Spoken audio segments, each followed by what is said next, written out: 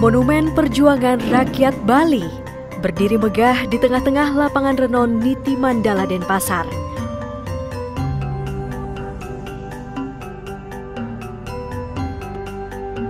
Monumen ini menyimpan aneka koleksi berharga yang mengisahkan sejarah keemasan Bali sejak periode kerajaan hingga masa perjuangan merebut dan mempertahankan kemerdekaan Indonesia. Museum ini digagas tahun 1980 oleh Gubernur Bali pada masa itu, Dr. Ide Bagus Mantre.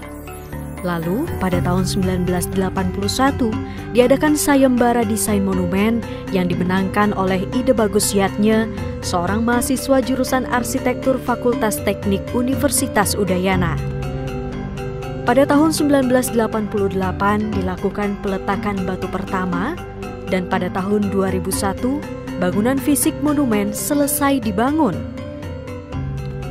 Dan akhirnya pada tanggal 1 Agustus 2004, pelayanan kepada masyarakat dibuka secara umum.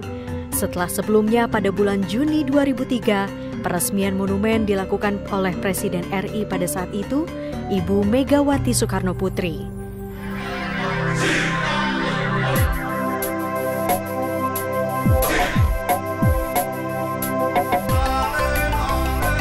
Monumen Perjuangan Rakyat Bali yang dikenal pula sebagai Museum Bajrasandi memiliki luas bangunan 4.900 meter persegi dengan luas tanah 13,8 hektar.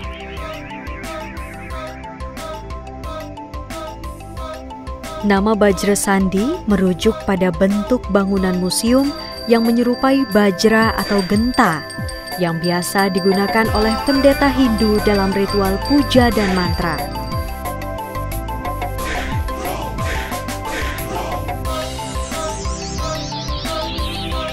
Merujuk pada tujuan pembangunan monumen ini sebagai monumen untuk mengabadikan jiwa dan semangat perjuangan rakyat Bali, kita disuguhkan rekaman peristiwa-peristiwa bersejarah dalam bentuk diorama yang berjumlah 33 yang terletak di dalam ruangan museum di lantai 2. Diorama-diorama ini menggambarkan situasi dan kondisi kehidupan masyarakat di Bali dari zaman prasejarah, kerajaan, peperangan hingga pasca kemerdekaan.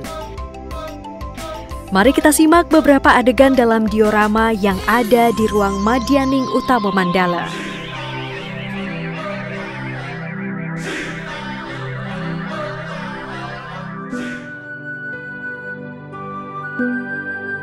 Pulau Bali sekitar 1 juta tahun yang lalu diperkirakan telah dihuni oleh manusia purba yang disebut Homo erectus. Manusia purba memiliki pola hidup yang berpindah-pindah atau nomaden dari satu tempat ke tempat yang banyak terdapat sumber makanan serta sumber mata air.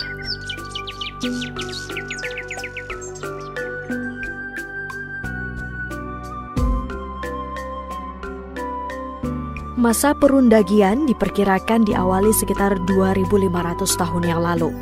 Ciri-ciri utama pada masa ini adalah mereka telah hidup menetap atau settle down. Salah satu contoh penting peninggalan dari masa perundagian ditandai dengan teknologi pembuatan tembikar tanah liat dan teknologi melebur logam.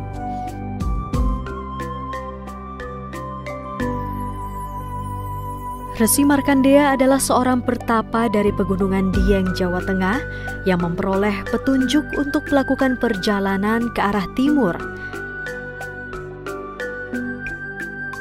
Setelah sampai di Gunung Raung, Pegunungan Ijen, Jember, Jawa Timur, beliau membangun tempat suci. Dari Gunung Raung, beliau mengajak 800 orang pengikut menuju Bali Dwipa.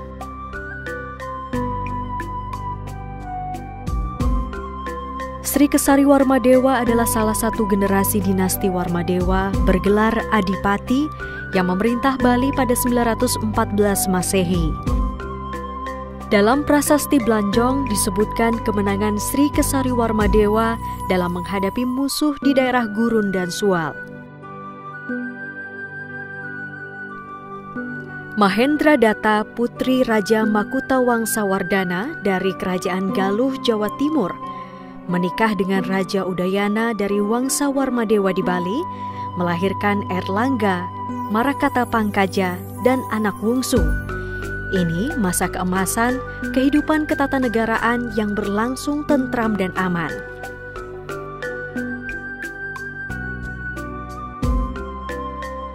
Empu Kuturan, seorang pendeta dari Jawa Timur yang datang ke Bali pada masa pemerintahan Sri Ratu Gunapriya Dharmapatni. Beliau dipercaya menjadi pendeta istana, pemimpin upacara sekaligus menjaga nilai adat istiadat.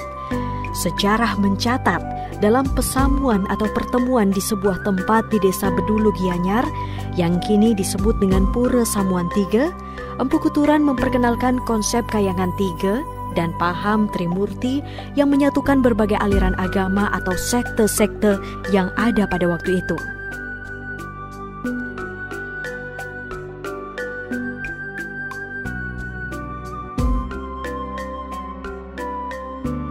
Sekitar abad ke-11 Masehi, Sri Aji anak bungsu menggantikan Marakata Pangkaja. Beliau melanjutkan sistem ketatanegaraan dan kehidupan masyarakat dari para pendahulunya. Tanah atau lahan pekeraman dibagi-bagikan kepada rakyat. Hutan dibuka untuk dijadikan sawah dan ladang. Dan pada zaman ini pula, sistem subak telah diperkenalkan.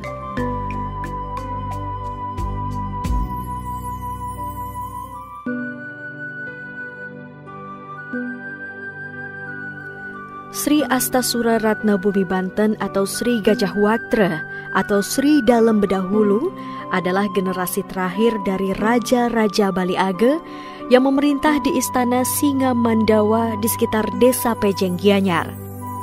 Pada masa pemerintahannya, Sri Astasura Ratna Bumi Banten sangat giat membangun tempat-tempat pertapaan. Di bidang politik, Baginda memberi otonomi kepada desa-desa untuk mengurus kehidupan rakyat pada wilayahnya masing-masing. Dalam Watu Renggong bertahta menggantikan ayahnya dalam Ketut Lesir pada tahun 1460. Berkat kebijaksanaan pendahulunya, dalam Watu Renggong dapat menyelenggarakan pemerintahan dengan aman dan tentram. Keadaan ini memberi kesempatan berjalannya tradisi kesusastraan Kerajaan Majapahit dan juga Kediri dalam kondisi yang dinamis.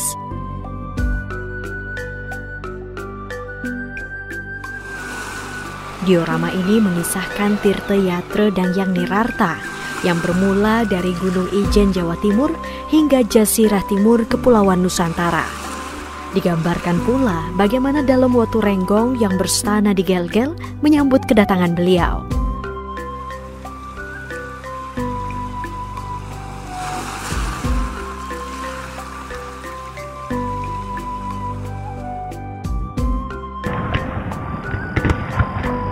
Diorama ini menggambarkan siasat Raja Buleleng I Gusti Made Karangasem yang seakan takluk pada Belanda menandatangani perjanjian pada tanggal 9 Juli 1846.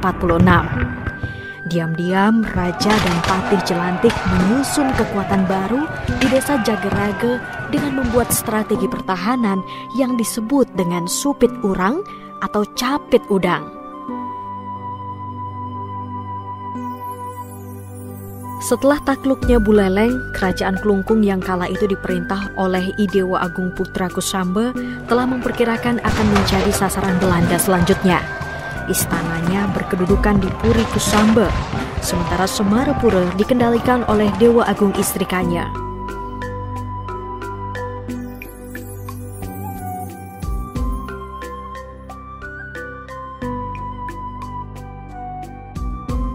Diorama ini menceritakan peristiwa pada tanggal 20 September 1906. Saat itu, kota Denpasar dihujani tembakan meriam Belanda dari pantai Sanur. Raja Badung beserta seluruh keluarganya bertekad melakukan perlawanan sampai mati yang dikenal dengan nama Puputan Badung. Dengan bersenjatakan keris dan tombak serta berpakaian serba putih, Laskar Badung menerjang pasukan Belanda dengan gagah berani hingga titik darah penghabisan.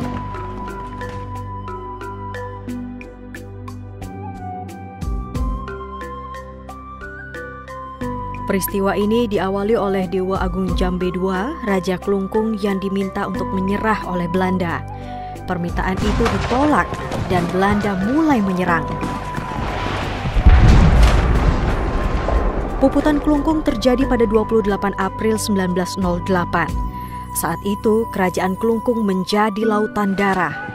Ratusan orang berpakaian serba putih tewas dalam perang puputan tersebut, termasuk Sang Raja Klungkung, Dewa Agung Jambe II.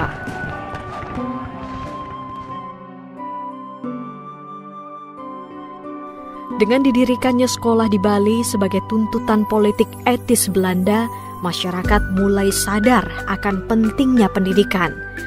Beberapa golongan pelajar berinisiatif mendirikan berbagai organisasi sosial yang bertujuan untuk memajukan masyarakat Bali dalam bidang pendidikan.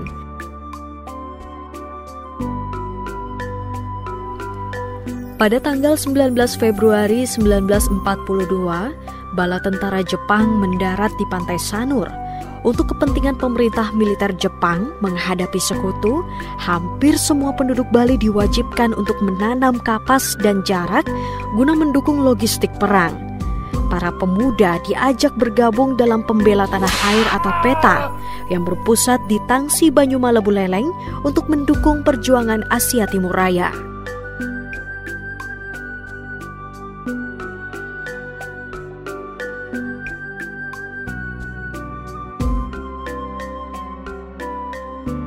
Kemerdekaan Indonesia yang diproklamirkan pada tanggal 17 Agustus 1945 oleh Soekarno-Hatta di Jakarta tidak segera diketahui oleh seluruh rakyat Bali. Berita ini disampaikan secara resmi oleh Mr. I Gusti Ketut Puja yang kala itu menjabat sebagai Gubernur Sunda Kecil pada 23 Agustus 1945. Setelah persinggahannya semalam di Kota Negara pada tanggal 24 Agustus 1945, diadakan upacara pengibaran bendera merah putih. Para pemuda menyebarkan bendera merah putih kecil sebagai bendera negara untuk ditempelkan pada tembok bangunan, menurunkan bendera Jepang dan menggantikannya dengan bendera merah putih pada kantor-kantor kerajaan.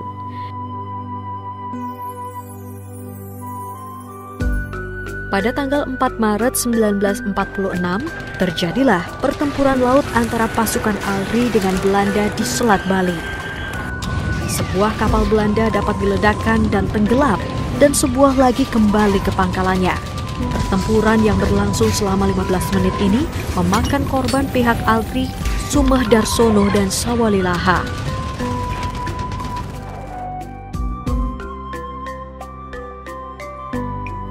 Pada tanggal 18 April 1946 di Pagutan Kute, diadakan rapat untuk merencanakan serangan terhadap Tangsi Nica di Kayumas. Tangsi Kayumas diserbu oleh pasukan yang dipimpin oleh Ide Bagus Jape dari jurusan timur dan utara. Tetapi naas, beliau sendiri gugur, sehingga pimpinan diambil alih oleh Gusti Ngurah Kusumayuda. Ketika subuh beranjak pagi, ternyata perlawanan Belanda tidak mengendur. Akibatnya, pasukan Kusumayuda mundur ke arah timur menuju Tegahkuri dan Penatih untuk menyusun kekuatan.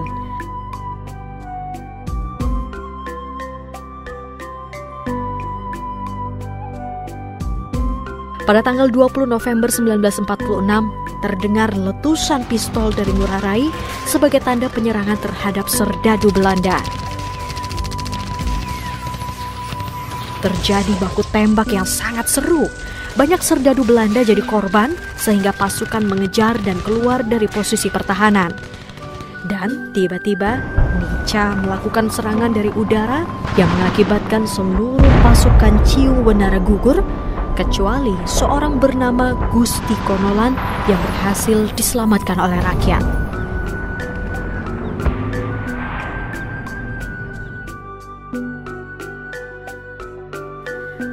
Pada tanggal 14 Agustus 1958, pemerintah di Bali dipisahkan dari Provinsi Nusa Tenggara Barat menjadi daerah tingkat 1 Bali dalam Undang-Undang Nomor 64 Tahun 1958. Dalam bidang ekonomi dan pembangunan infrastruktur seperti dam, jalan raya, pasar, dan sebagainya diselenggarakan oleh pemerintah.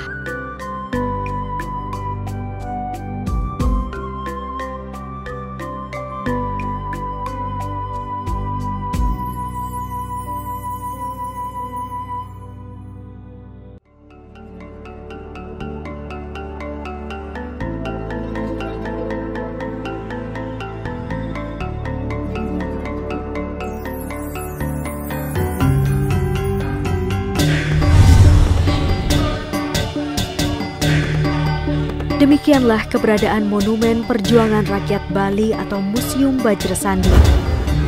Sejatinya, monumen perjuangan ini mencerminkan semangat dan loyalitas masyarakat Bali terhadap tanah air dan negara kesatuan Republik Indonesia.